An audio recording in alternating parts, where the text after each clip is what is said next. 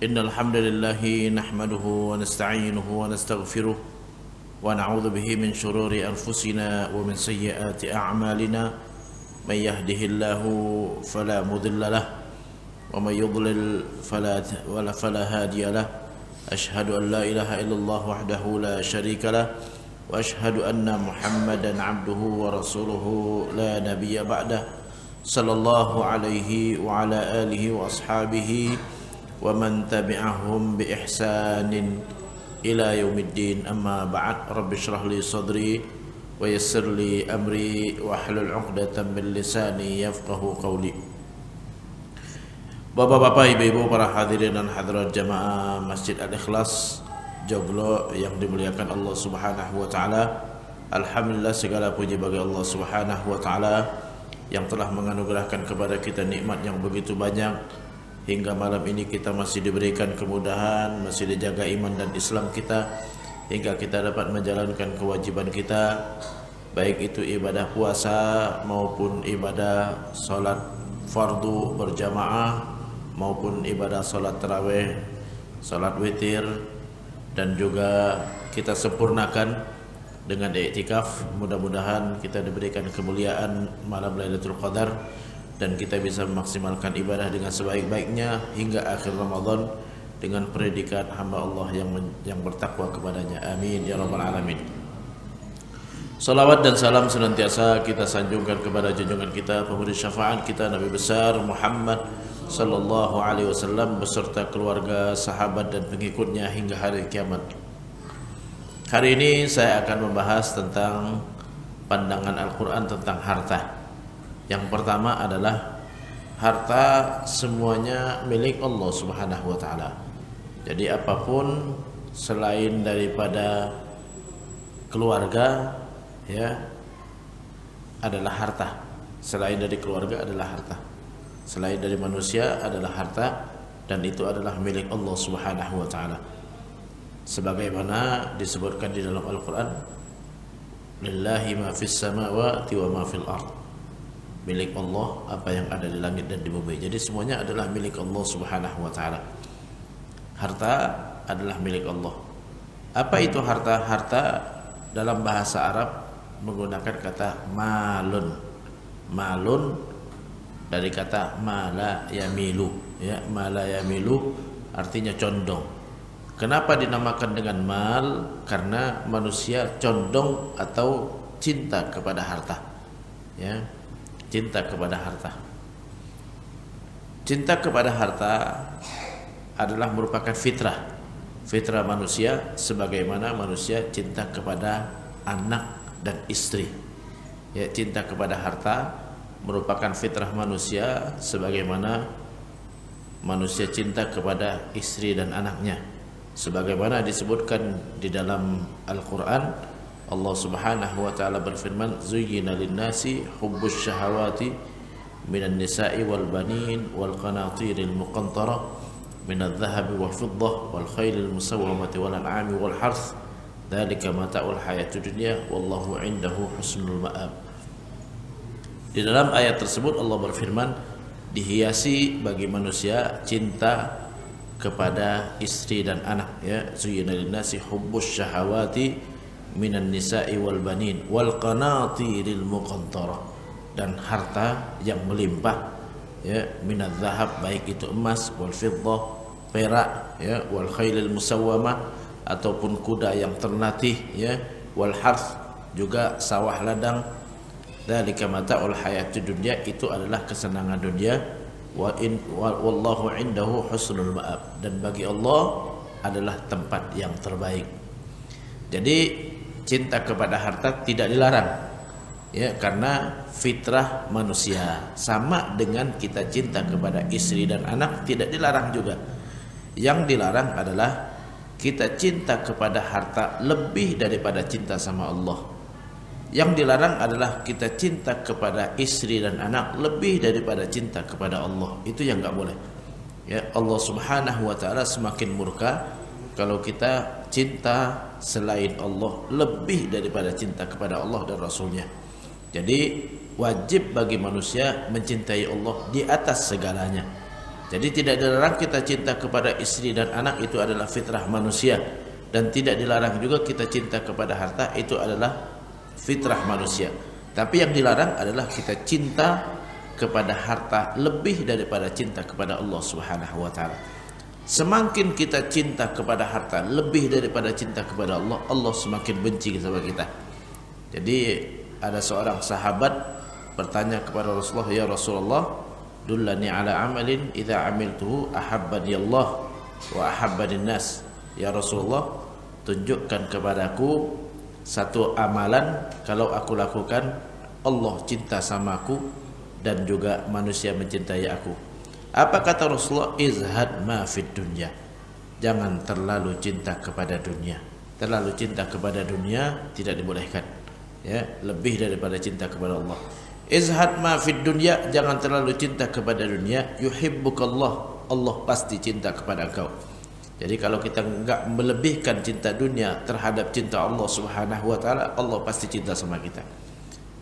Wazhad ma fi aidin nas, jangan mencintai apa yang ada di tangan orang lain. Yuhibbukan nas, pasti manusia akan mencintai engkau. Jadi tidak boleh kita mencintai harta lebih daripada cinta kita kepada Allah Subhanahu wa taala. Kemudian harta juga di dalam Al-Qur'an Allah menyebut bahwa harta adalah salah satu sarana untuk kita bisa mendapatkan kebahagiaan. Ya, al-malu wal banun zinatul hayatid dunya wal baqiyatus salihatu khairun inda rabbika thawaban wa khairun amala. Ya. Jadi dalam ayat tersebut Allah menyebutkan harta dan anak adalah perhiasan kehidupan dunia. Jadi harta dan anak adalah sarana untuk kita bisa mendapatkan kebahagiaan. Sarana kita untuk mendapatkan kebahagiaan. Jadi boleh kita mengejar harta sama dengan boleh kita mengharapkan punya anak. Karena kedua-duanya adalah sarana untuk kita bisa mendapatkan kebahagiaan dunia. Wal baqiyatus salihatu. Tapi Allah lanjutkan ayatnya, tapi amal yang soleh khairun inda rabbika, itu yang lebih baik. Jadi bukan harta, bukan anak, tapi amal yang soleh. Wal baqiyatus salihatu khairun inda rabbika thawaban wa khairun amala. Jadi amal yang soleh itu yang lebih baik di sisi Allah Subhanahu wa taala, dan harapan yang lebih bisa kita jadikan tumpuan. Jadi jangan bertumpu kepada harta, jangan bertumpu kepada anak, tapi bertumpu kepada amal yang soleh. Amal yang soleh bisa menggunakan fisik, bisa menggunakan harta. Jadi kalau seandainya kita diberikan harta, jadikan harta sebagai sarana untuk beramal soleh. Jadikan harta sarana untuk beramal soleh. Jadi kita beramal soleh bisa dengan harta, bisa dengan fisik. Ya, dengan harta bisa dengan fisik. Jadi enggak melulu harus dengan harta. Bisa dengan fisik. Enggak punya harta, bisa kita perbanyak amal soleh dengan fisik. Makanya Allah Subhanahu wa taala di dalam Al-Qur'an selalu menggandeng kata harta dengan fisik. Wajahidu bi amwalikum wa anfusikum fi sabilillah. Berjihadlah dengan harta kalian dan diri kalian. Diri kalian artinya dengan fisik, fi sabilillah, di jalan Allah Subhanahu wa taala. Jadi harta adalah sama dengan fisik kita, itu harus kita gunakan di jalan Allah Subhanahu wa taala. Harus kita jadikan sarana untuk kita bisa beramal soleh. Kenapa? Karena Allah dalam ayat tadi menyebutkan wal baqiyatus salihatu khairun 'inda rabbika thawaban wa khairun amala. Amal yang soleh itu adalah yang lebih baik di sisi Allah dan juga harapan yang lebih layak untuk dijadikan tumpuan. Jadi jangan kita menjadikan harta hanya sekedar untuk kebahagiaan dunia. Boleh dipakai untuk kebahagiaan dunia, tapi sebaiknya kita gunakan untuk di jalan Allah Subhanahu wa taala, dijadikan sarana untuk beramal soleh. Jadi harta adalah milik Allah Subhanahu wa taala, dan Allah berikan kepada kita sebagai sarana untuk kita beramal soleh, sebagai sarana untuk kita berjihad di jalan Allah Subhanahu wa taala, untuk kita gunakan dalam mendekatkan diri kepada Allah Subhanahu wa taala. Tidak dilarang kita mengumpulkan harta sebanyak mungkin, silakan, tapi harus dipakai untuk berinfak di jalan Allah Subhanahu wa taala. Sebagaimana disebutkan di surah At-Taubah, Allah Subhanahu wa taala berfirman, "Walladzina yaknizuna adh-dhahaba wal fiddah wa la yunfiqunaha fi sabilillah fabashshirhum bi'adzabin alim." Dan mereka yang menyimpan emas dan perak dan tidak menginfakkannya di jalan Allah. Jadi boleh kita mengumpulkan harta, tapi harus dipakai untuk berinfak di jalan Allah Subhanahu wa taala. Walladzina yaknizuna adh-dhahaba wal fiddah, mereka yang menyimpan emas dan perak, wala yunfiqunaha fi sabilillah, tidak menginfakkannya di jalan Allah Subhanahu wa taala, fabashshirhum bi'adzabin alim, beri kabar buruk kepada mereka dengan azab yang pedih. Jadi menyimpan harta tidak masalah kalau itu menjadi sarana untuk kita berinfak di jalan Allah Subhanahu wa taala. Tapi kalau kita nyimpan harta tidak diinfakkan di jalan Allah Subhanahu wa taala, maka azab Allah akan menantikan kita di hari kiamat nanti. Jadi harta adalah milik Allah Subhanahu wa taala, diberikan kepada kita sebagai sarana untuk kita berinfak di jalan Allah Subhanahu wa taala. Kita hanya pengemban amanah harta. Jadi kita bukan pemilik harta. Kita cuma pengemban amanah atau mendapat titipan dari Allah Subhanahu wa taala. Karena Allah dalam Al-Qur'an mengatakan mimma ja'alakum mustakhlafina fi, dari harta yang Allah amanahkan kepada kalian. Jadi harta itu tak lebih daripada amanah Allah Subhanahu wa taala. Sama seperti misalnya kita dapat titipan dari orang lain. Nih, ente pakai ya, bagi-bagikan. Ya kita laksanakan seperti yang menitipkan, yang diinginkan oleh yang menitipkan. Nah, Allah titipkan harta kepada kita untuk dipakai buat kebutuhan dan untuk kita gunakan di jalan Allah Subhanahu wa taala. Dalam Islam enggak boleh kita menggunakan harta di luar keinginan Allah Subhanahu wa taala.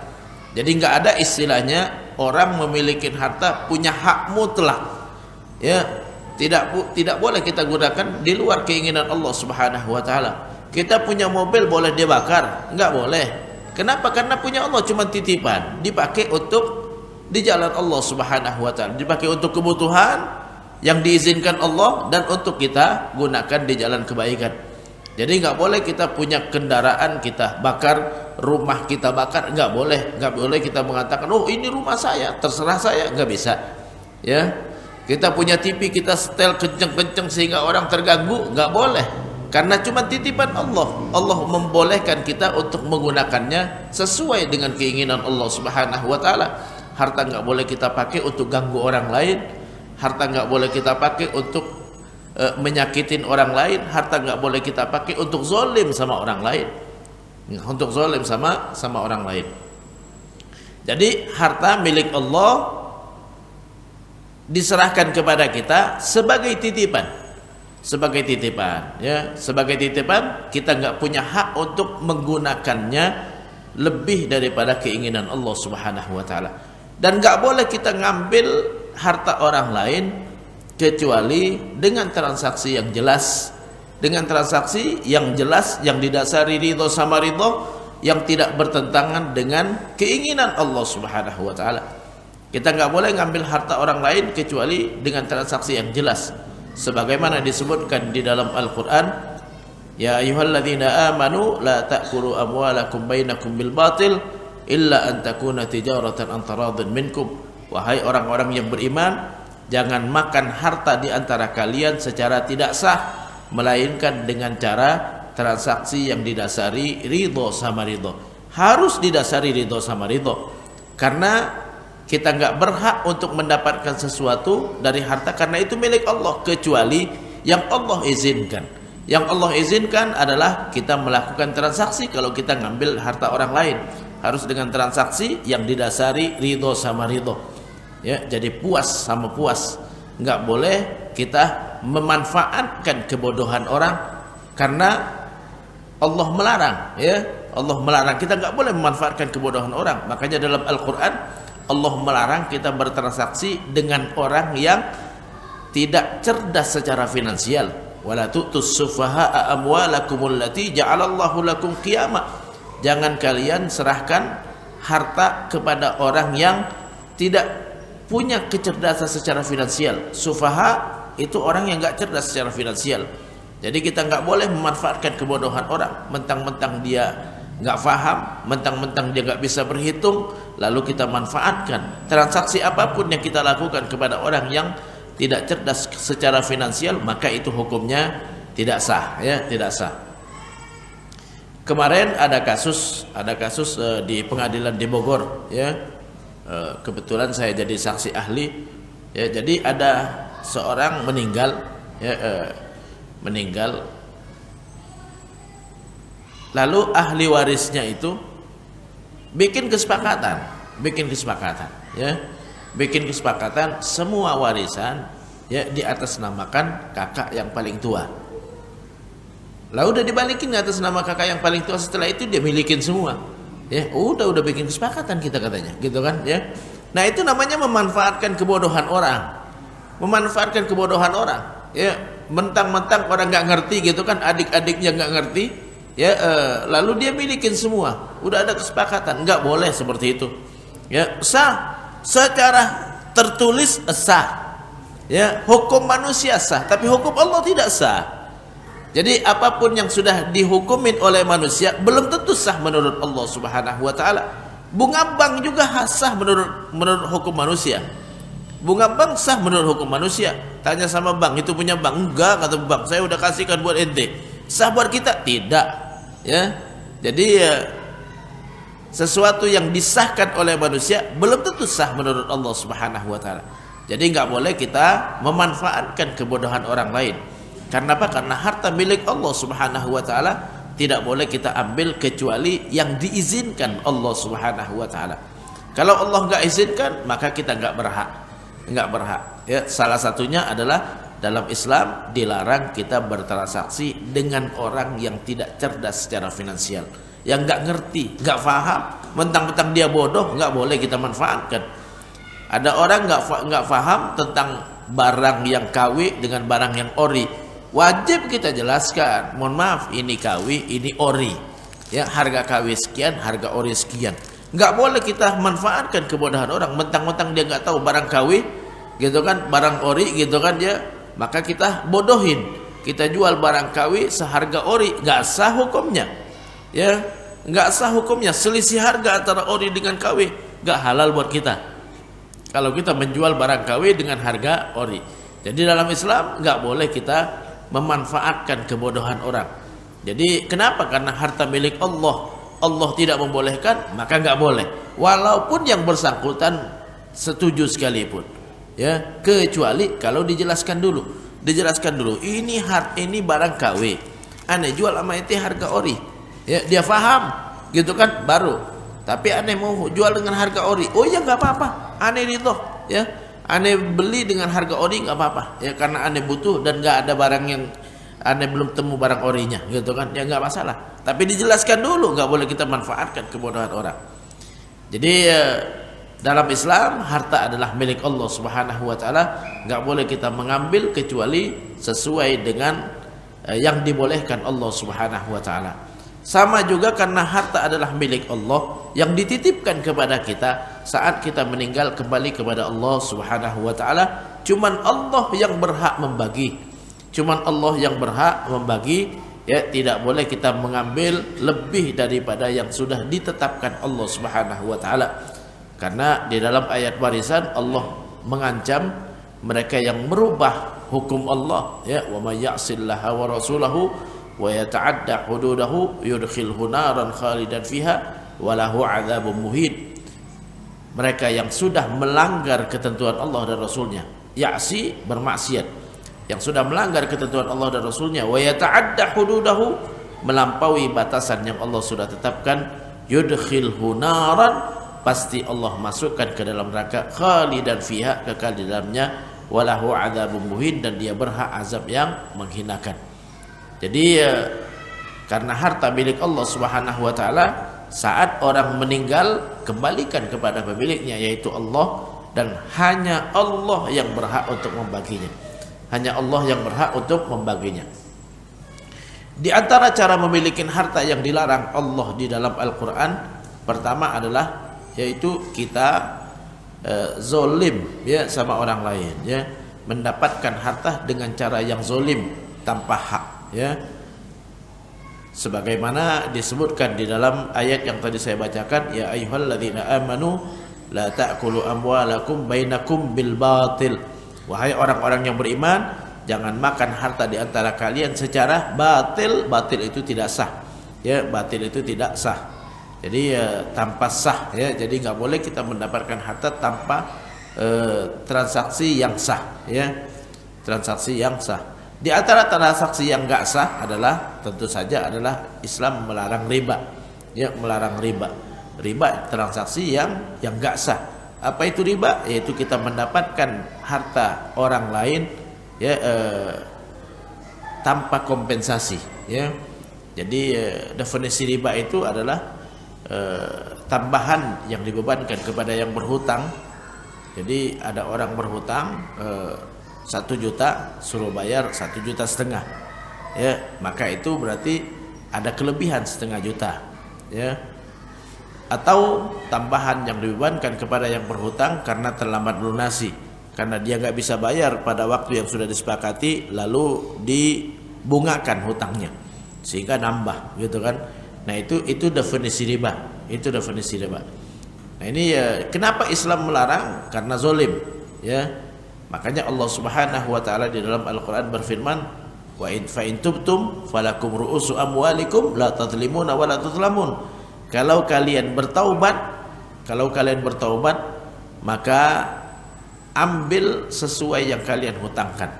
Ya, fa in tubtum falakum ru'usu amwalikum, hak kalian mendapatkan pokok harta kalian. Jadi kalau dihutang, kalau ngasih utang 1 juta, ambil cuma 1 juta. Kalau ngasih utang 2 juta, ambil 2 juta. Jangan lebih. Falakum ru'usu amwalikum, hak kalian adalah mendapatkan pokok harta kalian. La tadlimun, supaya kalian tidak zalim, wala tuzlamun, supaya tidak dizalimi, ya. Jadi nggak boleh kita ngambil lebih daripada yang kita hutangkan. Kita ngutangkan 2 juta, ya, bayar 2 juta, ya. Nggak boleh kita ngambil 2,5 juta, ya. Karena kalau kita ngambil 2,5 juta, maka zalim sama yang berhutang, ya. Dan juga tidak 1,5 juta. Karena kalau 1,5 juta bayarnya ngutangin 2 juta, bayar 1,5 juta, inti dizolimin. Kecuali kalau inti ridho, mau melepaskan sebagian daripada hutang, ya. Kalau membebaskan hutang boleh, tapi minta tambah bayar hutang tidak, ya. Membebaskan hutang boleh membebaskan hutang. Ya hutang ente 2 juta, ya udah bayar 1 juta aja dah, boleh. Ya, kalau ngurangin boleh. Tapi kalau melebihkan enggak boleh. Kenapa? Karena kalau melebihkan zalim sama yang berhutang. Karena umumnya orang yang berhutang itu yang butuh. Ya, yang butuh. Kalau dibebankan tambahan, kita memanfaatkan kebutuhan orang. Nah ini dalam Islam nggak boleh kita memanfaatkan kebutuhan orang. Mentang-mentang orang butuh, ini tekan, ya. Itu tekan. Kadang-kadang banyak sekali di masyarakat, misalnya ada yang mau jual rumah karena butuh uang, ya, lalu ditekan. Jangan ditekan, nggak boleh, ya. Jadi nggak boleh kita memanfaatkan kebutuhan orang. Jadi orang berhutang biasanya butuh. Kalau ada orang yang mau berhutang dulu, ya, cuman sekarang banyak orang yang hobi ngutangnya, ya. Dulu itu kalau berhutang itu butuh. Jadi kalau ada orang berhutang, "Mas, saya mau berhutang berapa?" 5 juta. Biasanya dia butuh. Ya kalau ditekan nih 5 juta tapi bayar 6 juta, ya, pasti mau dia. Kenapa? Karena dia lagi butuh, lagi kepepet banget. Ya, nah ini nggak boleh kita manfaatkan kebutuhan orang. Jadi kenapa Islam melarang riba? Karena riba dasarnya asalnya adalah orang menindas orang yang butuh. Menindas orang yang butuh, memanfaatkan kebutuhan orang. Jadi kalau dia dihutangin 2 juta suruh bayar 2,5 juta, karena dia butuh kepepet, pasti mau. Ya, pasti mau. Jadi nggak boleh dalam Islam kita memanfaatkan kebutuhan orang. Sama juga misalnya ada orang mau jual rumah, karena dia lagi butuh, jual dengan harga murah, jangan ditawar. Nggak boleh kita tawar. Kita manfaatkan kebutuhan orang, ya. Mentang-mentang dia lagi butuh, kalau jual di bawah harga jangan ditawar, kata Nabi. Ini hadis, ada hadisnya. Jangan ditawar. Kalau ente gak bisa beli, biarkan orang lain yang beli. Jangan ditawar. Jangan kita manfaatkan kebutuhan orang. Itu berlaku setiap saat. Kalau kita memanfaatkan kebutuhan orang, zalim namanya. Ya, nah di masyarakat seringkali memanfaatkan kebutuhan orang. Kalau lagi terik panas gitu kan, ya, di tengah jalan tol aqua naik langsung. Ya, air mineral naik harganya. ya 10.000, 20.000 gitu kan ya. Ini nggak boleh memanfaatkan kebutuhan orang. Mentang-mentang orang lagi butuh, lagi terik panas gitu kan ya, pasti orang butuh air mineral gitu kan. Jangan itu manfaatkan kebutuhan orang ya, jangan dimanfaatkan kebutuhan orang. Mentang-mentang orang lagi kepanasan ya, air langsung dinaikin harganya, maka itu hukumnya zalim sama orang, zalim ya. Selisih harganya bisa di mata manusia bisa sah, tapi di mata Allah nggak sah kalau orangnya nggak ridho. Kalau orangnya ridho lain lagi ceritanya. Kalau orangnya nggak ridho, waduh, ini mentang-mentang aneh lagi keausan, ente tekan harganya gitu kan ya. Ini nggak boleh kita memanfaatkan kebutuhan orang. Jadi riba itu nukar barang yang sama ya, barang yang sama 1 juta ngutangin 1 juta bayar 2 juta ya. Kalau ngutangin 1 juta bayar motor tidak riba ya. Ngutangin 1 juta bayar motor nggak riba ya. Ngutangin 10 juta bayar motor nggak riba. Kenapa? Karena barangnya beda. Kalau riba itu syaratnya harus barangnya sama dulu. Barangnya sama. Kalau barangnya beda tidak riba ya. Dengan syarat harus jelas. Dengan syarat harus jelas ya. Makanya saya pernah mengatakan bahwa kredit motor itu nggak riba ya, karena cicilannya fix ya, cicilannya fix karena nuker motor dengan uang ya. Riba itu harus nuker barang yang sama, emas dengan emas, perak dengan perak, uang dengan uang ya, beras dengan beras, baru riba ya. Kata Nabi, az-zahab bil-zahab, al-fiddah bil-fiddah ya, emas dengan emas, perak dengan perak, gandum dengan gandum ya, terigu dengan terigu ya, beras dengan beras, itu baru riba. Jadi riba itu harus barangnya beda dulu, barangnya sama dulu ya, barangnya sama tapi tidak semua barang ya, tidak semua barang. Satu mobil ditukar 2 mobil tidak riba, karena bukan barang riba ini ya. Enggak, aneh ngasih ikhlas, jadi nggak perlu aneh balikin, ya udah, alhamdulillah hak kita ya. Tapi kalau nggak ditulis nama itu murni memang dia hadiah. Kalau murni hadiah boleh ya, nggak ada masalah. Tapi kalau nulis nama, kenapa ditulis nama ya? Karena ada kebiasaan di masyarakat yang mana kalau ada orang ngasih niatnya minta dikembalikan ya. Wallahu taala alam ya. Mudah-mudahan di Jakarta terutama di Joglo nggak ada kebiasaan seperti itu ya. Nah ini intinya bahwa nggak boleh kita mendapatkan harta yang tidak jelas transaksinya, apalagi itu masuk kategori syubhat ya. Syubhat.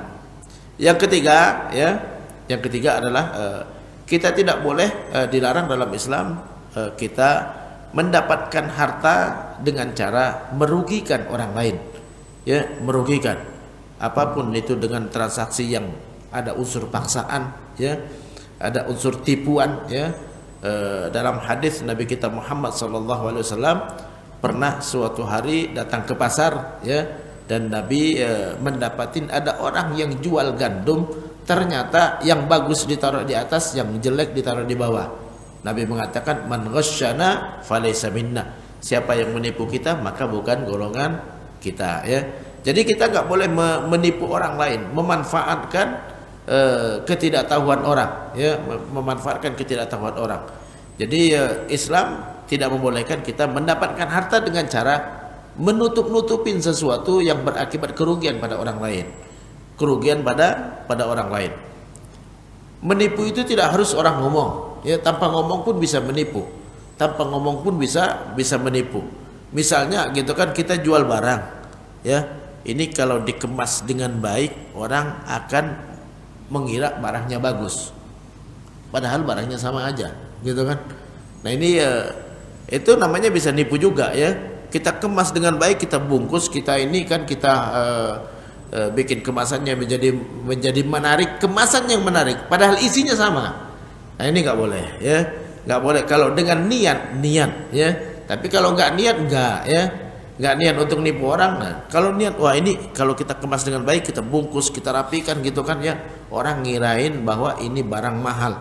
Nah ini nipu orang namanya, mau nipu orang tertipu dengan kemasan ya. Orang tertipu dengan kemasan ya. Seperti misalnya ya, kita sering beli parcel ya, parcel ini mau lebaran ya, parcel itu kadang-kadang besar tapi di dalamnya kosong, ya.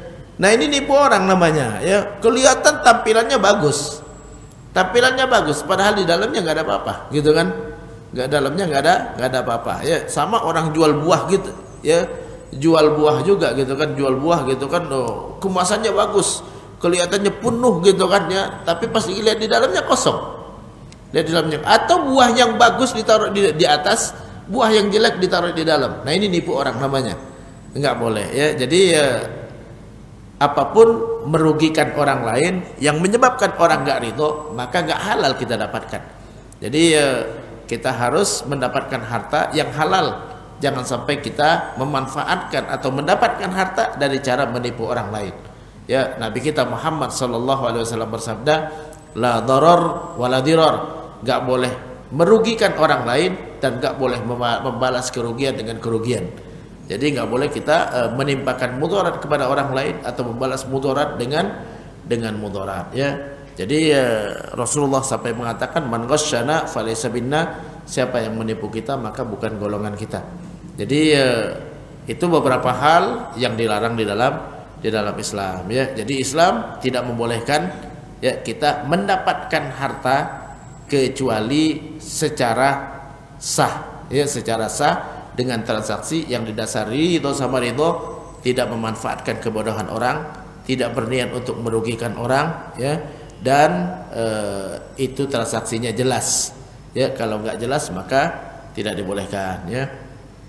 Apapun kalau kita miliki secara tidak sah, maka bisa berakibat kepada kita makan yang haram, ya. Nabi dalam hadis mengatakan, kullu lahmin nabata an suhtin fannaru aula bihi. Setiap daging yang tumbuh dari harta yang haram, maka neraka lebih layak buat dia, ya. Kemudian harta yang kita miliki tentu ada kewajiban, bukan hanya untuk kita nikmati, ya. Jadi Allah Subhanahu wa taala tidak memberikan harta kepada kita untuk kita nikmatin semua.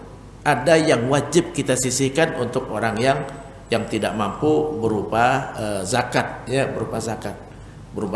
Ini zakat, ya, itu wajib kita keluarkan dari harta yang kita miliki. Semua harta yang kita miliki di luar kebutuhan kita, maka wajib kita zakati, ya, kita zakati. Banyak orang yang mengira yang dizakati, ya, itu hanya harta tambahan, padahal yang dizakatin bukan hanya harta tambahan, tapi harta yang telah disimpan dan tambahan, itu yang wajib dizakatin. Jadi kalau kita punya tabungan 100 juta, ya, setelah setahun jadi 200 juta, maka zakatnya adalah 2,5% dari 200 juta, bukan 2,5% dari 100 juta tambahannya, ya. Jadi yang dizakatin adalah harta yang sudah disimpan selama setahun beserta tambahannya. Nabi kita Muhammad SAW bersabda, "Fama zada fa bihisabi dzalik." Tambahan dari harta kita itu ikut dihitung, ya. Jadi pokoknya dihitung, hartanya dihitung. Wajib kita keluarkan, ya.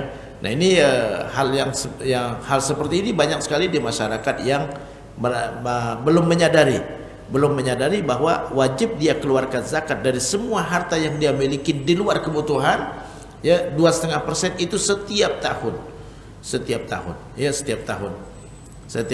Jadi kita punya rumah tempat tinggal kita nggak wajib dizakati karena kebutuhan.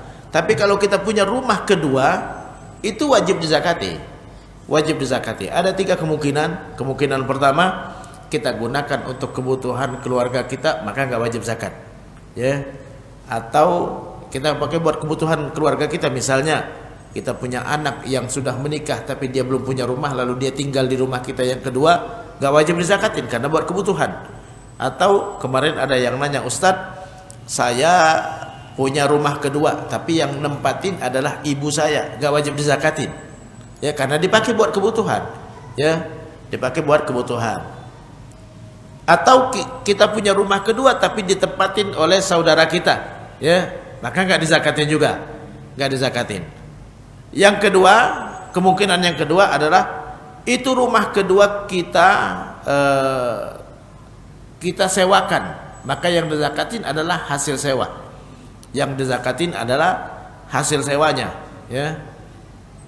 Yang ketiga, itu rumah kedua kita pakai, ya, kita pakai untuk bisnis.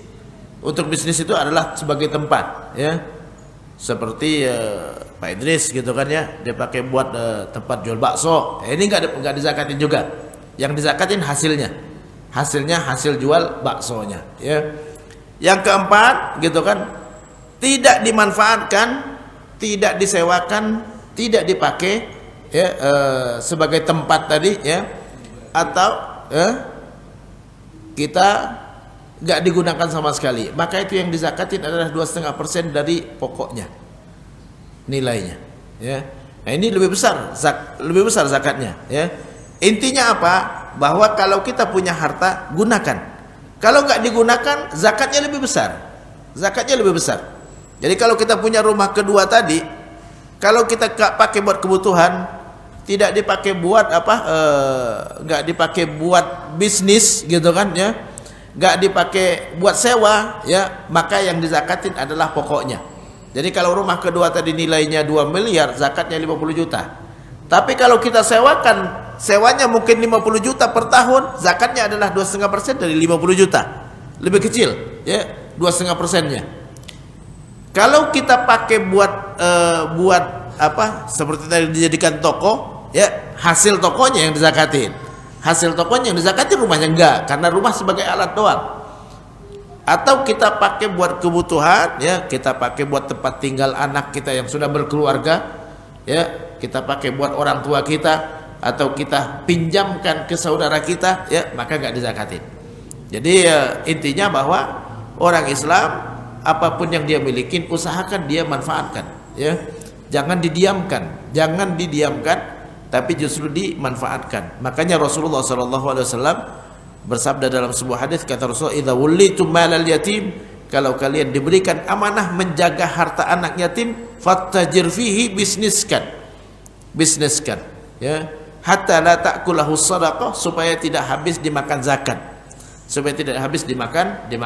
Jadi jangankan harta kita, anak yatim kalau punya harta wajib dizakatin. Anak yatim zakat hartanya dari mana? Dari warisan bapaknya. Jadi anak yatim itu adalah anak yang belum baligh, yang wafat ayahnya. Nah, dia dapat warisan. Warisannya ini wajib dizakatin supaya enggak habis, dimanfaatkan, dibisniskan, diinvestasikan. Itu tadi kalau dia dapat warisan 500 juta gitu kan, kalau didiamkan begitu aja habis dimakan zakat. Jadi kalau dia investasikan, nambah duitnya sehingga tidak berkurang oleh bayar zakat. Jadi zakat bukan hanya sekali, zakat setiap harta kita itu. Yang kita zakatin adalah setiap tahun wajib kita zakatin 2,5%. Kalau kita diamkan maka bisa habis, ya. Beberapa tahun yang lalu, ya, ada 2 tahun yang lalu kalau nggak salah, ya, ada seorang anak dari mantan wali kota di Jawa Tengah, ya. Dia konsultasi ke saya, "Ustadz, ya, ayah saya dulu 23 tahun yang lalu meninggal, 23 tahun, ya, meninggal. Dia meninggalkan warisan berupa emasnya banyak, ya, kiloan, ya, emasnya kiloan, ya." Kenapa? Iya. Jadi 23 tahun yang lalu. Ini Ustadz wajib dizakatin, ya. Zakatnya berapa? 2,5% per tahun.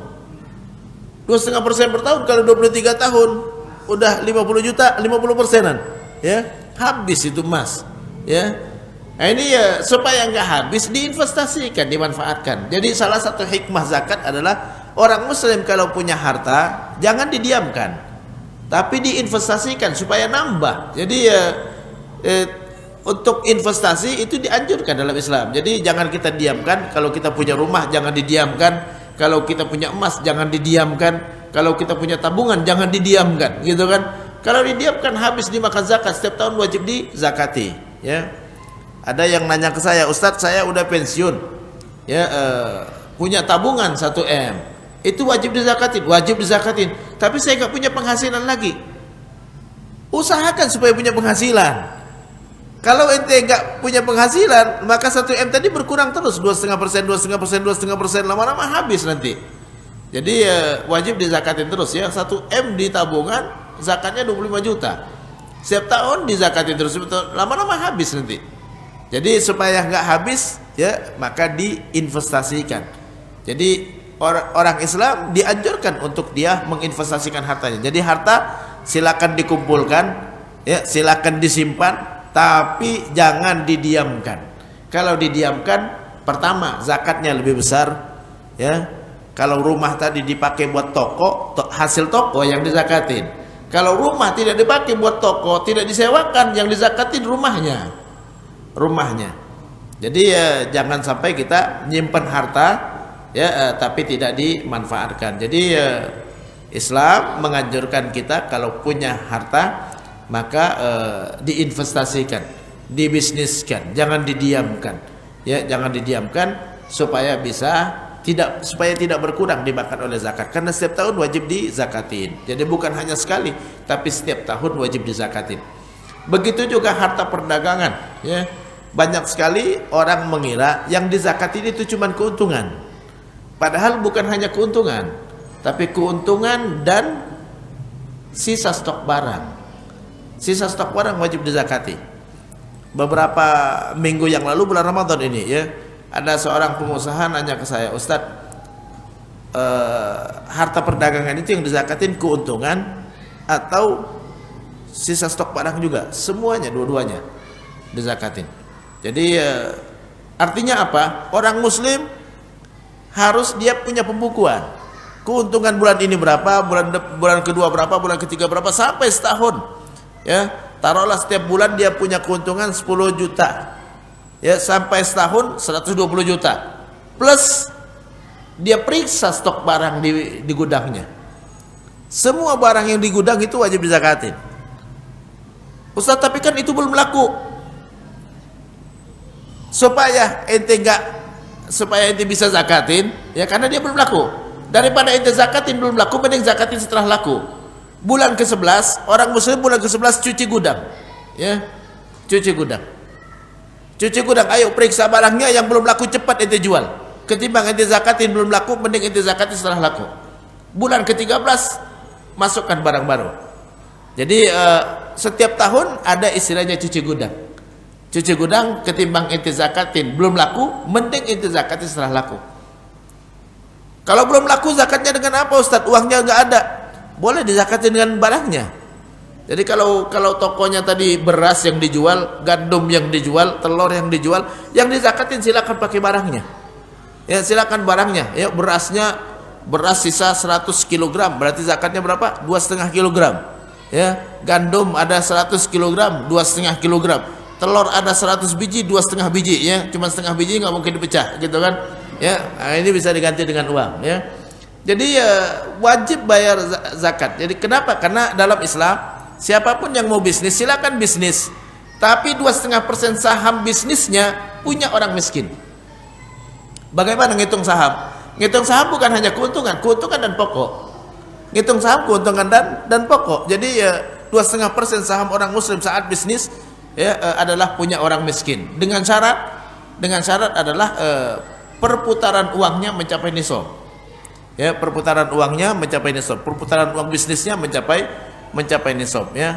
Jadi modal dan keuntungan mencapai nisab, maka dia wajib bayar zakat. 2,5% keuntungannya adalah untuk orang miskin. Bukan hanya keuntungan dan stok barang yang tersisa. Ya. Jadi setiap akhir tahun orang muslim harus pembukuan ulang, ya. Ayo keluarkan saham orang miskinnya, ya. Nanti bulan tahun baru gitu kan, masukkan lagi saham orang miskin yang baru lagi. Jadi kalau sistem zakat diterapkan, 40 pengusaha bisa melahirkan satu pengusaha. Karena zakatnya 2,5%, keuntungan dan stok barangnya. Jadi kalau 40 pengusaha farmasi itu melahirkan satu pengusaha farmasi harusnya. Ya. Karena 2,5% jadi 100%, 40 orang. 100%. 40 pengusaha bakso gitu kan ya akan melahirkan satu pengusaha bakso yang punya warung. Yang punya warung, bukan hanya sekedar pengusaha bakso ini, bukan ya, yang punya warung. Jadi kalau sistem zakat diterapkan ya maka orang miskin bisa cepat sejahtera gitu kan ya.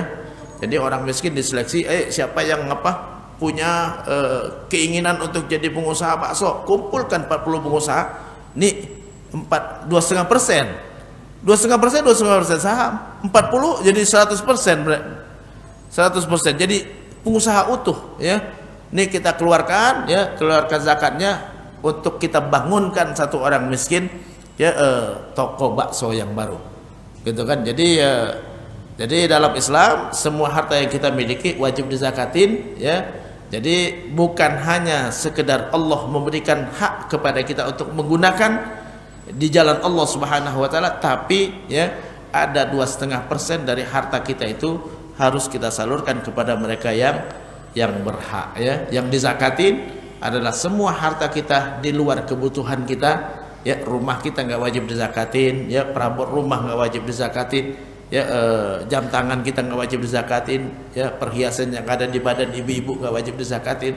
Tapi di luar kebutuhan maka itu semua wajib dizakati. Wajib dizakati, jangan sampai kita makan harta yang wajib kita keluarkan sebagai zakat. Karena kata Rasulullah ya, harta zakat itu adalah kotoran ya, jangan sampai kita kasih makan keluarga kita ya dari kotoran ya. Nabi dalam hadis pernah suatu hari Nabi didatangin oleh sepupu beliau Fadl bin Abbas. Jadi Nabi pernah didatangin oleh sepupu beliau Fadl bin Abbas. Fadl bin Abbas datang kepada Rasulullah dan mengatakan, ya Rasulullah, laqad balaghtu minas sinni ma tara. Ya Rasulullah, saya sampai usia seperti yang Rasulullah saksikan. Ya artinya dia sudah masuk dewasa. Ya Rasulullah, saya sudah sampai usia seperti yang Rasulullah lihat. Uridu an atazawwaj, saya mau menikah. Walaysa indi malun li atazawwaj, saya tidak punya harta buat menikah. Fasta'milni, jadikan aku amil zakat. Dia mau jadi amil zakat untuk bisa mengutin zakat. Lama Nabi enggak ngasih jawaban. Ya sampai istrinya Rasulullah dari balik tabir ya ngasih isyarat supaya dia tenang. Rasulullah lagi nunggu wahyu. Setelah Rasulullah mendapat wahyu, Nabi kasih jawaban. Apa kata Rasulullah? Innama hadhihi shadaqatu awsakhun nas. Harta zakat ini adalah kotoran. Ya. La tahillu li Muhammad wa la li ali Muhammad. Tidak halal bagi Muhammad dan keluarga Muhammad. Jadi kita pun harusnya seperti itu. Ini harta zakat yang harus saya keluarkan ya adalah kotoran. Tidak boleh aku kasih makan diriku dan keluargaku ya. Jadi jangan sampai kita makan sesuatu yang bukan hak kita. Ya, termasuk di antara yang bukan hak kita adalah harta yang wajib kita keluarkan sebagai zakat. Itu adalah bukan hak kita, kotoran. Jangan kita kasih makan kita dan keluarga kita dari harta tersebut ya. Demikian, mudah-mudahan bermanfaat. Kesimpulannya bahwa harta adalah milik Allah Subhanahu wa taala. Boleh kita ngumpulkan harta, cinta sama harta adalah fitrah, tapi yang enggak boleh adalah kita cinta kepada harta melebihi daripada cinta kita kepada Allah Subhanahu wa taala. Dan enggak boleh kita memiliki sesuatu dari harta kecuali dengan cara yang sah, dan enggak boleh kita memanfaatkan ketidaktahuan orang lain. Enggak boleh kita mendapatkan harta dengan cara riba. Enggak boleh kita memanfaatkan harta dengan cara transaksi yang tidak jelas. Enggak boleh kita memanfaatkan harta dengan menipu orang lain atau membodohin orang lain atau menimpakan mudarat kepada orang lain ya.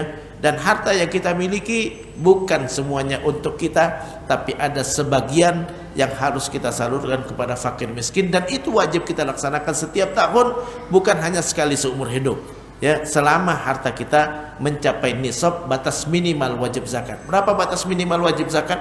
Batas minimal wajib zakat yang disebutkan oleh Nabi adalah 20 dinar. Tidak wajib zakat sampai harta kita mencapai 20 dinar. 20 dinar itu sekitar 85 juta. Jadi 85 juta ke atas wajib kita zakatin ya. Kalau di bawah 85 juta ke atas, di bawah 85 maka enggak wajib kita zakatin. Demikian, mudah-mudahan bermanfaat. Wabillahi taufiq wal hidayah wal afu minkum jami'an. Wassalamualaikum warahmatullahi wabarakatuh. Baik, terima kasih. Mungkin ada bisa tanya jawab. Siapa akan beliau sampaikan mungkin tentang pandangan tentang riba maupun transaksi-transaksi yang tadi beliau jelaskan. Ada hal yang ditanyakan pada peserta etika dari Pak Budi dan Pak Alek dulu.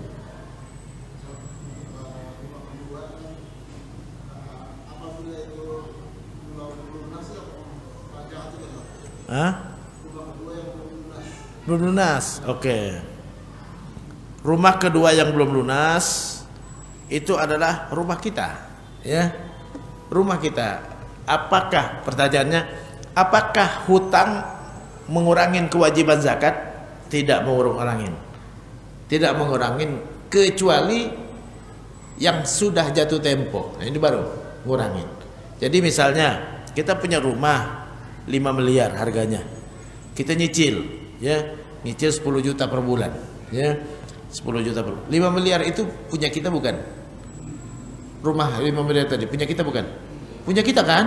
Boleh kita sewakan kan? Bukan rumah orang kan? Itu rumah kita. Nggak ngurangin, berarti kita punya harta 5 miliar. Kita punya harta 5 miliar, ya. Kalau nggak mau bayar zakatnya, balikin ke bank. Bang, aneh nggak jadi belinya, ya. Ini baru, ya. Jadi itu adalah rumah kita. Yang dikurangin cuma 10 juta. Kan cicilan cuma 10 juta. Jadi pas bulan terakhir, bulan ke-12 wajib kita zakatin, ya. Kecuali 10 jutanya ente harus bayarkan ke bank, ya. Kecuali kalau ente kita punya tabungan, misalnya kita punya tabungan 1 M. Kita punya rumah kedua tadi 5 M. 1 M, kalau nggak mau bayar zakat 1 M ini, ya, bayarkan ke bank untuk ngurangin hutang kita, ya, sehingga cicilan tinggal berapa? 4 M. 4 M aja yang dizakatin. Nggak perlu, kalau kita nggak bayarkan 1 M yang di tangan kita, maka 5 M rumah ditambah 1 M, 6 M jadinya yang dizakatin. Jadi kalau 1 M tadi dikasihkan ke bank, sisanya adalah 4 M. Ya, enggak, rumah tetap 5 M ya harganya. Rumah tetap 5 M. Jadi yang dizakati cuma 5 M saja. Yang 1 M enggak dizakati, kenapa? Karena kita bayarkan ke bank. Dan kita enggak pegang lagi uangnya. Selama uang masih ada di tangan kita, selama harta masih kita kuasain, yang dimaksud dengan harta, syarat zakat adalah harta milik sendiri. Milik penuh. Yang dimaksud dengan milik penuh, kita punya hak penuh menggunakan. Itu namanya milik penuh. Sebagaimana disebutkan di kitab Al-Fiqh Al-Madhahibil Arba'ah karangan Syekh Abdurrahman Al-Jaziri. Dan itu pendapat mayoritas ulama, ya. Jadi mayoritas ulama berpendapat bahwa milik penuh itu bukan artinya tidak ada hutang. Tapi milik penuh itu adalah kita punya hak penuh menggunakan. Kita punya ngutang sama bank 100 juta. Kita ngutang sama bank 100 juta. Tadinya mau bisnis. Tapi ini 100 juta nggak jadi kita bisniskan. Kita pegang terus gitu kan, ya. Kita nggak jadi bisnis, mau ini nggak jadi gitu kan, ya. Sampai setahun uang 100 juta di tangan kita. Itu uang kita bukan? Uang kita, karena kita punya hak penuh. Kalaupun nggak jadi bisnis, bapak belikan mobil boleh, bener nggak? Bang nggak akan marah-marah dipakai buat beli mobil. Nah ini milik penuh, wajib dizakatin. Kalau nggak mau dizakatin di bulan ke-11, kembalikan ke bank. Bang, aneh nggak jadi bisnis, gitu kan? Nah, ini 100 jutanya ambil aja dah, ya. Aneh nggak jadi bisnis, baru kita nggak wajib zakat. Kenapa? Karena rekening kita sudah 0, gitu kan? Karena kita sudah kembalikan ke bank. Jadi hutang tidak mengurangi kewajiban zakat kecuali hutang yang harus segera dibayar, yaitu hutang yang jatuh tempo, ya. Ya. Waalaikumsalam warahmatullahi wabarakatuh.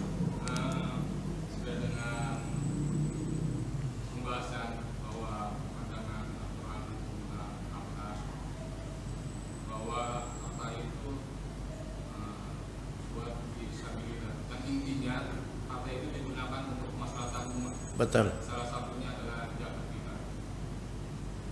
Yang saya permasalahkan di sini bahwa mayoritas di Indonesia itu adalah Islam. Yang kita lihat secara saya sendiri bahwa banyak umat Islam itu yang mampu, yang bisa, ini yang hartanya bisa, yang digunakan fisabilillah untuk membantu orang-orang yang masih di bawah kemiskinan. Saya rasa ada sumber-sumber dana yang memang bukan zakat fitrah aja. Artinya saya juga belum tahu. Salah satunya adalah sumber-sumber maliyah, itu adalah fidyah salah satunya. Itu adalah salah satu untuk membantu masyarakat yang di bawah. Mungkin dalam permasalahan yang kita belum gunakan, artinya kita belum manfaatkan dari orang-orang yang mampu itu, apakah tugas kita atau memang wadahnya yang belum ada untuk menyalurkan dana-dana itu untuk masyarakat umat. Karena kalau terputus dengan adanya seperti itu, maka akan timbul permasalahan sosial yang ada di masyarakat. Ya, salah satunya saya sebutkan adalah pinjol. Pinjol adalah salah satunya masyarakat solusi untuk membantu mereka untuk perjalanan. Balik lagi salah satu itu. Karena kita selalu memintakan umat, bagaimana caranya umat kita, karena mayoritas bahwa Indonesia adalah umat kita, umat Islam. Ya, salah satunya saya pikir kita bentuk namanya pinjol syariah seperti itu. Karena banyak kita lihat orang bisa diri mereka masalah ya. Pertanyaannya artinya pandangan seperti itu kan? Pertanyaan seperti itu, apakah memang kita terputus dengan seperti itu, atau belum kita mewadahi seperti itu orang-orang yang paham seperti itu? Itu kan pertanyaan saya. Oke. Apakah orang-orang yang paham tentang salah satunya orang-orang yang ngerti tentang sumber-sumber maliyah itu memang belum mewadahi atau belum memahami untuk kemaslahatan umat seperti itu? Oke, terima kasih ya.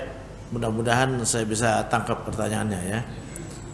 Jadi pertama, zakat itu bukan hanya zakat fitrah ya. Zakat fitrah sebenarnya potensinya kecil ya.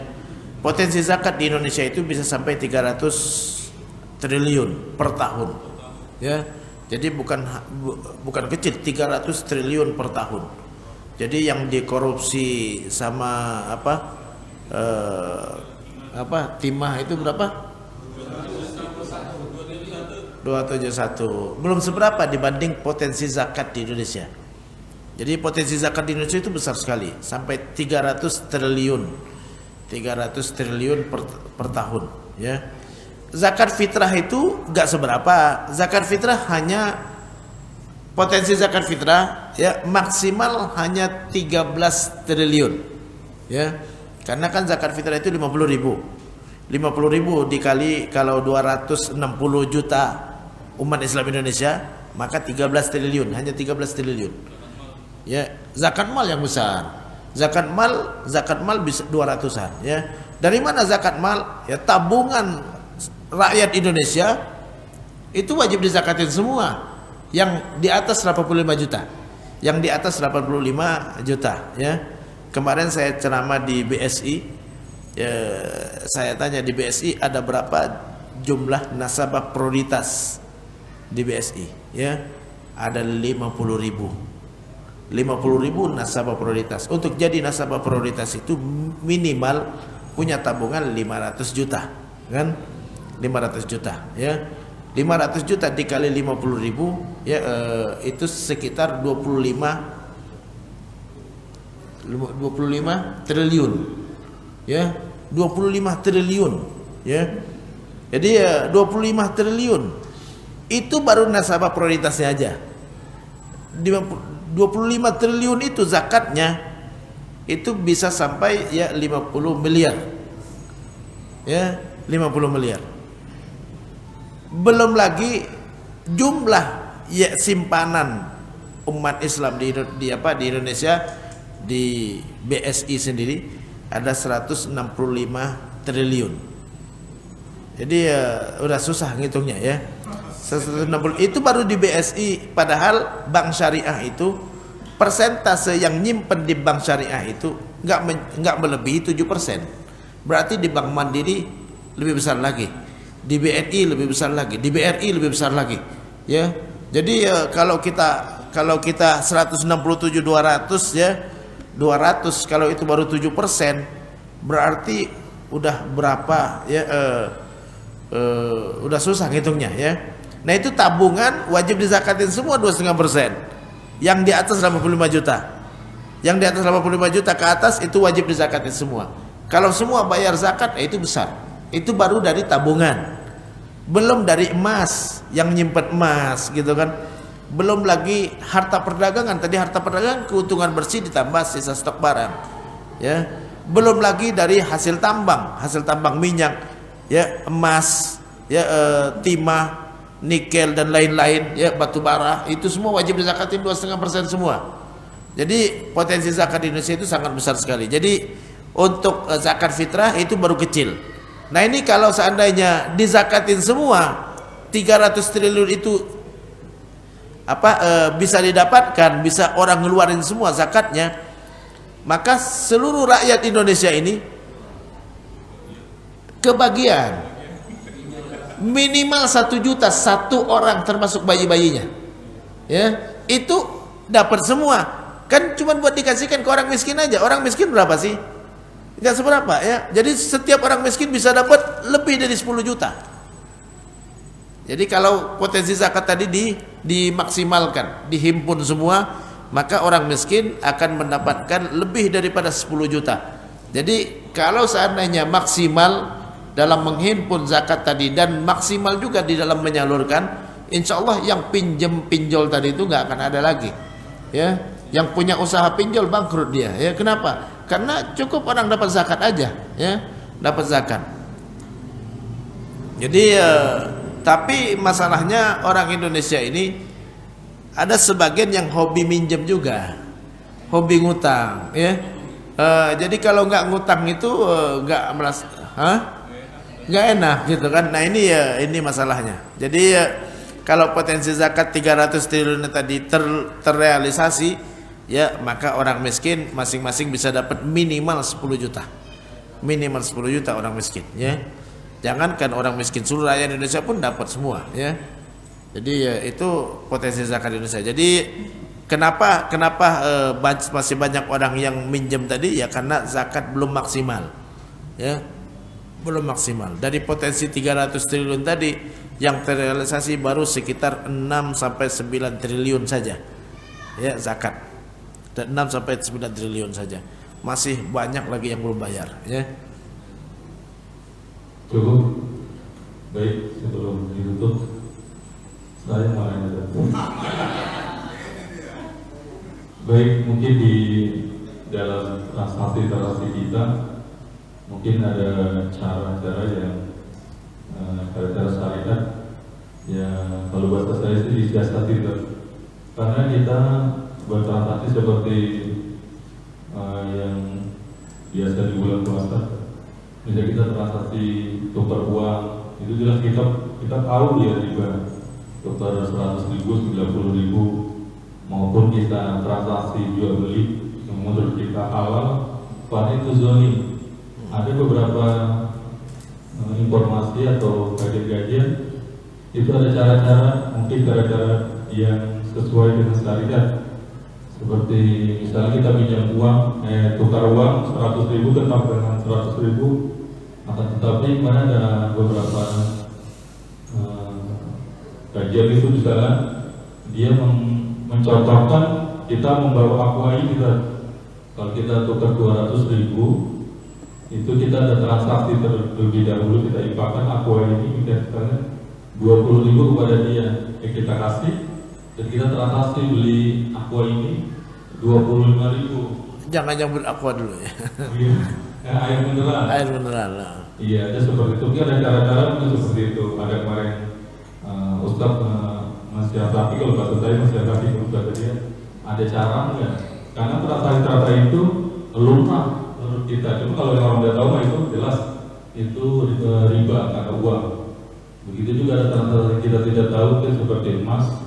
Ya ada kita gadi emas di pegadaian, secara syariat ada beberapa orang boleh dan ada yang tidak.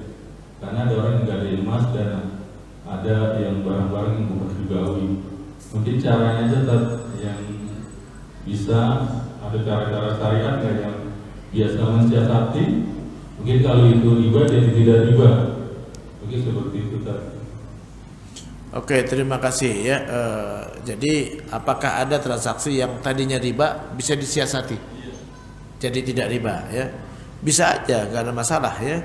Innamal a'malu binniyat, amal sesuai dengan niatnya, bukan dengan tujuan untuk menghalalkan riba, bukan ya.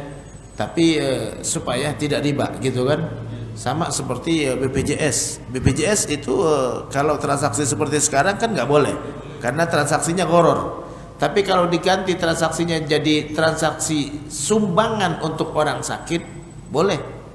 Sumbangan. Hah? Iya, niatnya mau nyumbang. Jadi bukan niatnya mau dapat manfaat. Saya bayar premi gitu kan, preminya taruhlah 200.000 per bulan, itu buat bantu orang sakit. Walaupun nanti yang terbantu dia, gitu kan. Jadi itu dibolehkan. Karena niat awal adalah buat bantu, gitu kan. Jadi transaksinya yang diganti, bukan mau menghalalkan yang haram, bukan ya, dengan tujuan untuk meluruskan. Jadi seperti misalnya gitu kan yang kredit tadi itu kan, kredit itu disiasati supaya dia sesuai syariah, maka cicilannya harus fix. Kalau cicilan fix maka dibolehkan dalam Islam ya, bukan saya ngomong, itu fatwa MUI. Kalau cicilan fix, ya maka itu hukumnya bukan riba lagi. Riba itu kalau cicilannya nggak fix. Kalau kita beli rumah lewat bank konvensional, itu cicilannya nggak fix kan?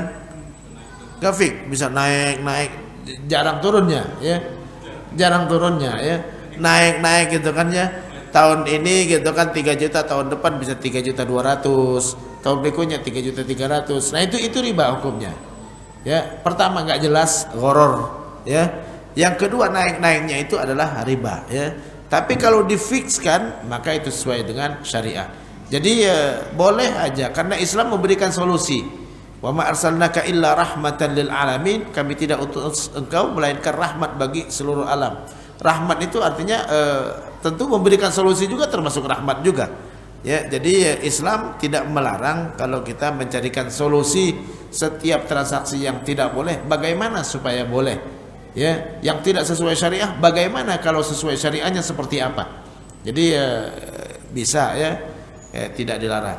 Jadi boleh, tapi bukan dengan tujuan, niatnya adalah bukan dengan tujuan menghalalkan yang haram, bukan, tapi meluruskan yang tidak halal menjadi halal, gitu kan.